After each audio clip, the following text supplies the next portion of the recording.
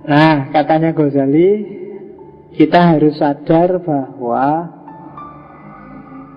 masyarakat Muslim yang digarap habis-habisan oleh para filosof dengan tradisi Yunani itu tidak sama. Ada orang yang pokoknya beriman dan tidak pakai tanya-tanya. Ini biasanya disebut awam. Ada orang yang beriman dan berusaha cari dalilnya. Dan ada orang yang beriman dan berusaha menyelami sendiri keimanannya. Menyelami dan mengalami. Itu bedanya. Teman-teman hari ini ngaji itu mungkin level kedua. Sudah beriman dulu dan nyari dasar-dasar dari keimanannya, rasional.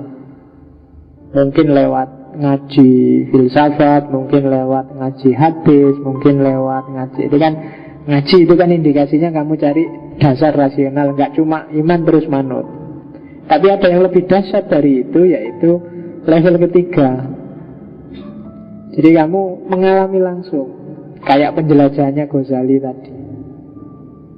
Dan ilmu yang dialami langsung itu biasanya susah hilangnya. Kan sering tak bilang, kenapa sih kok kamu sering baca buku tapi habis baca terus lupa, hilang, tidak ada sisanya. Kamu sering diskusi tapi begitu lepas dari diskusi juga sudah tidak nyambung lagi. Kenapa? Karena kebenaran yang kamu bahas, yang kamu baca itu tidak kamu alami langsung. Ya mesti aja hilang. Kadang-kadang waktu diskusi ingat lagi, oh iya aku pernah baca. Kenapa? Saat itu sedang kamu alami lagi kebenarannya, maka ingat lagi. Makanya agama kan selalu wanti-wanti, hati-hati jangan nyari ilmu aneh-aneh, nyarilah ilmu yang bermanfaat. Nyarilah ilmu bermanfaat itu kan berarti apa? Praksis ilmu dengan teori ilmu nyambung dalam dirimu. Kan gitu. Antara yang diceramahkan dengan yang kamu jalani pas, maka nyambung. Itu ilmu yang dialami. Sehingga kalau kamu hari ini merasa, Pak, saya sering kan dapat pertanyaan kayak gitu, mahasiswa, kok saya habis baca itu, ya paham Pak, waktu baca bukunya tak tutup, hilang sudah, nggak tahu lagi. Tapi nanti kapan-kapan ya ingat lagi. Nah, sebenarnya itu tidak hilang, karena dia mati dalam dirimu, tidak hidup. Maka hidupkan. Jadi tugasnya intelektual itu menghidupkan kebenaran, bukan menghafalkan kebenaran, bukan mengoleksi kebenaran. Nggak ada gunanya kamu ngerti macam-macam tapi tidak jalan. Nah, mulai sekarang begitu. Jadi kamu dapat kuliah apapun dari dosen, coba dilatih kalau bisa loh ya, latihan pelan-pelan. Oh, yang diomongkan Pak dosen ini nyambung dengan hidupku bagian ini. Ketika aku kayak gini mungkin kayak teori itu yang dibilang. Itu nyambung namanya. Biasa kamu akan lebih mudah untuk mengoleksi itu, untuk nyimpen itu sehingga tidak hilang. Oh, ini ketika aku gini, ini teorinya kayak teori ini. Ini kan hidup kebenarannya dalam diri. Oh, berarti aku kemarin salah. Kalau pakai teori itu mungkin aku pas. Teori itu karena itu berarti hidup, berdialog dengan dirimu. Jangan cuma dihafal. Karena hari ini ya, trennya kan gitu. Pokoknya yang penting diajar dosennya, ditulis, besok mau ujian dihafalkan. Setelah ujian keluar lali wes. Kamu yang semester 6 kalau ditantang ujian semester 1 mesti gak lulus. Harusnya semester 6 itu wes apa semester 1 sepele, tapi kan mesti gak lulus. Kenapa? Ya karena wes lali. Catatannya juga sudah hilang. Karena dulu cuma ngopi. Ngopinya kecil-kecil lagi, waktu ujian ditaruh di bawahnya. Nah ya. Oke. Ya, kelemahannya pendidikan kita hari ini kan itu, terlalu teknis. Jadi orang selalu sibuk dengan sistem pendidikan. Ya sistem bisa apa saja, tapi kalau mentalitas kita bukan mentalitas pencari kebenaran, ya hasilnya ya cuma kebenarannya dihafalkan dan dikoleksi. Nanti kalau ada yang unik-unik dikit, paling kan kamu upload di Facebook, kamu bikin status, kan paling gitu aja mentoknya. Terus semua orang heran, wah hebat sekali ya, wah kamu seneng wis kalau gitu. Padahal temenmu komentar itu basa-basi aja. Kan senengannya gitu kan. Kamu percaya sekali kalau ada orang muji-muji, ada orang di padahal itu kadang-kadang kayak kamu komentari temenmu sebenarnya kan basa-basi. Baru foto depan masjid itu kan, wah lama gak ketemu tambah cakep aja itu. Kamu kan seneng, wah aku dianggap tambah cakep. Padahal itu ya basa-basi. Oke, dan kamu ngerti itu. Oke ya, jadi hidupkan kebenaran biar kamu masuk masyarakat agama kelas 3. Kelas 3 itu kelas paling tinggi loh ya, bukan kelas 1. Selama ini mungkin bagi saya masih kelas 1 juga. Kamu masih pokoknya percaya wailah. Tak ceramai kayak gini kan kamu percaya aja kan, percaya wae sih yang menunggu mungkin Ghazali kan kamu gitu mesti. Jadi di level itu kamu masih kelas 1 masih kan, belum kelas 2. Kalau kelas 2 itu begitu tak ceramai gini, masa sih gitu? Coba nanti tak cek di bukunya. Wah itu kelas 2 sudah. Tapi kalau sudah, iya ya tak cek di bukunya bener, ini harus tak jalankan ini. Itu kelas 3 sudah. Kalau sudah nyampe kelas 3 tidak akan hilang, karena dia sudah jadi hidupmu. Itu kebenaran. Oke, makanya kuliah itu paling enak kalau jurusannya sesuai dengan jiwamu. Hari ini banyak orang kuliah yang tidak sesuai jiwanya. Pertimbangannya, lumayan ada beasiswanya. Terus padahal kamu yang males jurusan itu, kamu ambil aja, lumayan beasiswa kan, itu pertimbangannya. Yo lulus mungkin, tapi dia tidak akan hidup kebenarannya. Dan kalau kebenaran tidak hidup itu tidak ada gunanya biasanya. Apalagi pekerjaan yang nggak sesuai jiwamu, itu lebih sengsara lagi sudah. Ya kan? Terpaksa pak saya itu bisnis, bisnis terpaksa, soro kamu. Saya itu tidak minat, tidak suka aku ngajar pak, tapi terpaksa, gimana lagi harus ngajar. Oh itu gawat. Kamu tidak akan bisa jadi agen menghidupkan kebenaran. Karena untuk bisa menyebarkan kebenaran, kebenaran itu harus hidup dulu dalam dirimu.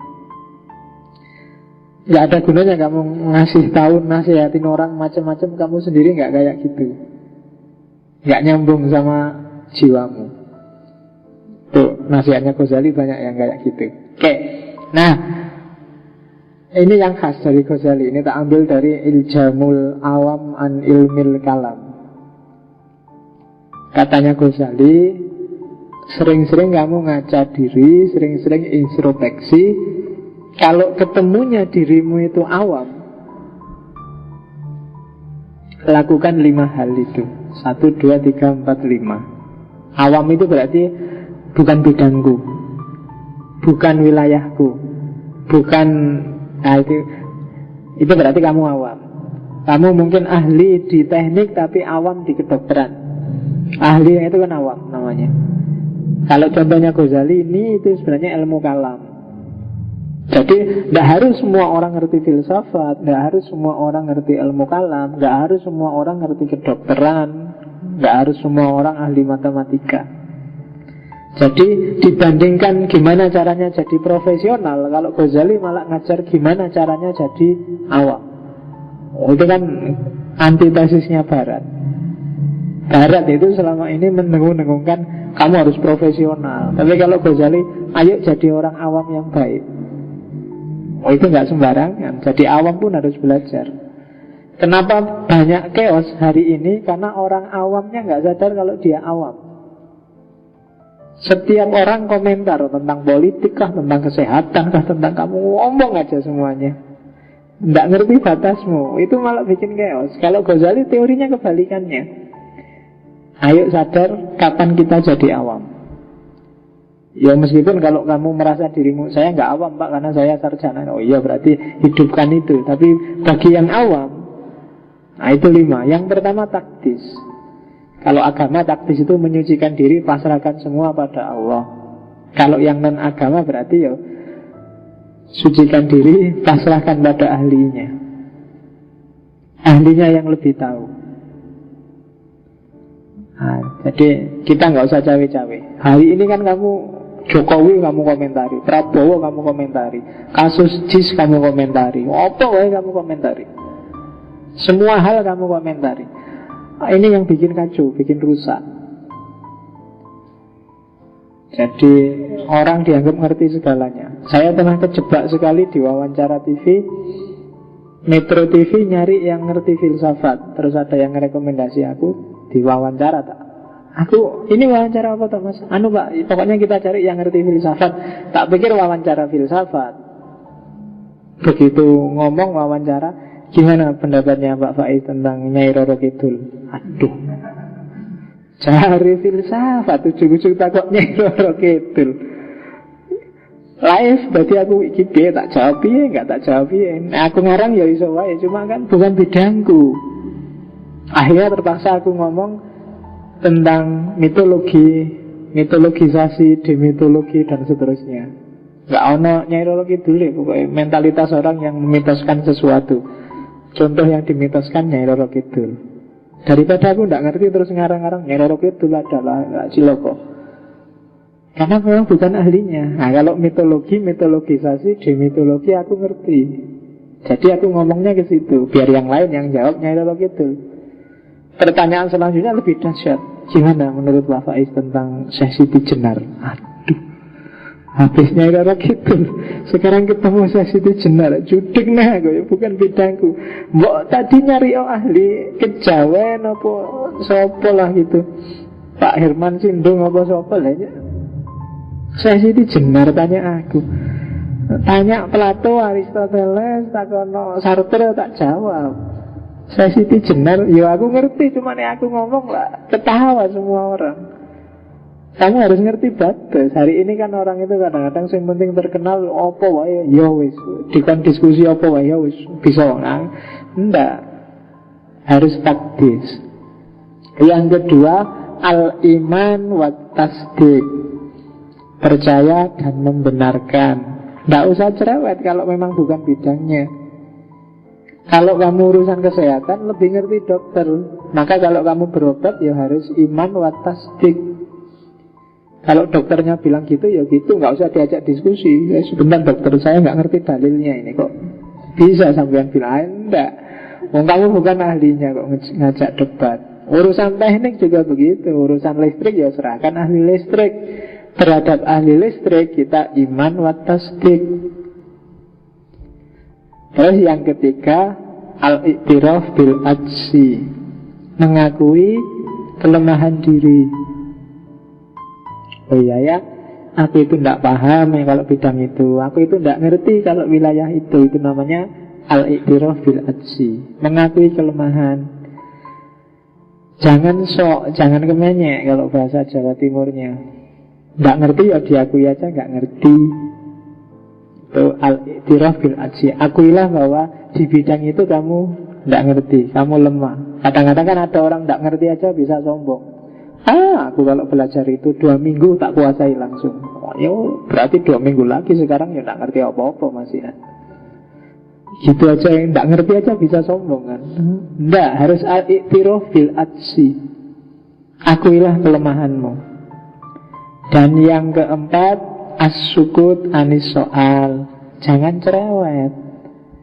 Nggak ngerti cerewet, nyebeli lagi, pertanyaannya ngawur lagi, nggak mengarah lagi, nggak. Nah, itu awam. Dan yang terakhir, al-imsak, menahan diri. Kalau kalam ya antasaruf fil alfat. Nggak usah nafsir sendiri, nggak usah nakwil sendiri. Sudah ada ahlinya. Nah ini kalau bagi saya, kenapa tak cuplik dari sini, karena ini teori bagi saya, teori anti profesionalitas. Kebalikannya masukannya barat. Gimana caranya jadi awam? Oh, itu penting loh. Lo anggap kamu tiap hari marah-marah, pemimpin gak ada yang becus, belajar dulu jadi pemimpin. Sebenarnya kamu juga gitu, rakyat belajar dulu cara jadi rakyat yang baik. Kamu juga bukan rakyat yang baik kok ngeritik pemimpin yang tidak baik. Nah itu kan podo wae jan-jan antara yang kritik sama yang dikritik. Latihan jadi awam. Itu teori yang khas. Oke, karena kadang-kadang kan orang itu berpikirnya satu kutub, kutub yang lain tidak dipikir. Hari ini misalnya contoh, saya lupa baca di mana itu kan tentang obat kuat. Jadi di mana-mana orang selalu ribut gimana ada obat kuat biar kita tahan lama gitu. Ada nggak kira-kira yang mikir obat yang justru menurunkan gairah. Kan banyak orang yang gairahnya meluap-luap, ada yang selingkuh, ada yang sekarang mungkin kalau kamu punya ide baru menjual obat penurun gairah biar nafsunya nggak kegedean misalnya, mungkin laku juga ya. Lo kan nggak bisa kan orang mikir dikutub, sebaliknya selalu mikir obat kuat sekali oles langsung on klinik, kan selalu mikirnya ngono kabeh.